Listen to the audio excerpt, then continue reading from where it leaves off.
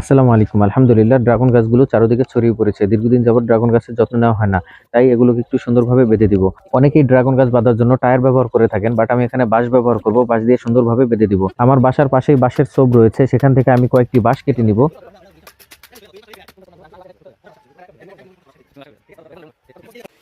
ওর গায়ে শক্তি আছে রে শিমুল, কুমার শিমুল। বাঁশগুলোকে সুন্দরভাবে সাইজ করে নিব।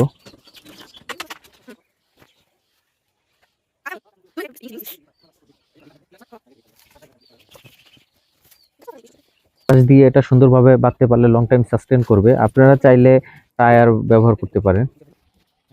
আমি এখানে বাঁশ ব্যবহার করব। আমরা জানি যে এপ্রিলের শুরুর দিকেই মুকুল আসা শুরু করে ড্রাগন গাছে, তাই এই সময় একটু সতর্ক থাকতে হয় ড্রাগন গাছের পরিচর্যা নিয়ে। এ সময় গাছের যত্ন নিতে পারলে অবশ্যই গাছে ফুল আসবে। বাঁশগুলো আমি গেঁথে দিচ্ছি প্রতিটি টবেই, যাতে সুন্দর করে বাঁধা যায়। বাঁশগুলোকে আমি জাস্ট সাপোর্ট হিসেবে এখানে নিয়ে নিলাম, যাতে বানগুলো মজবুত হয়।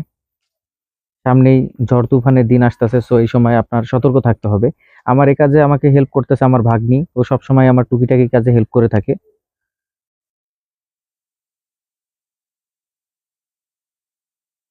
মোটামুটি একটা বাঁধা শেষ।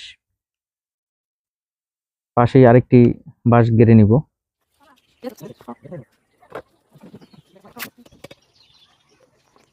মোটামুটি বাঁধা শেষ, এখন মাথাগুলোকে কাটিং করে দিব। আমরা জানি যে এই সময় মুকুল আসে, তো এই সময় সতর্ক থাকতে হবে। আপনি সঠিকভাবে কাটিং করতে পারলে অবশ্যই মুকুল আসবে। ড্রাগন গাছের এক্সটার্নাল কিছু পরিচর্যা রয়েছে, যেগুলো নিয়ে আরেকটি ভিডিও আমি অবশ্যই আপলোড করব।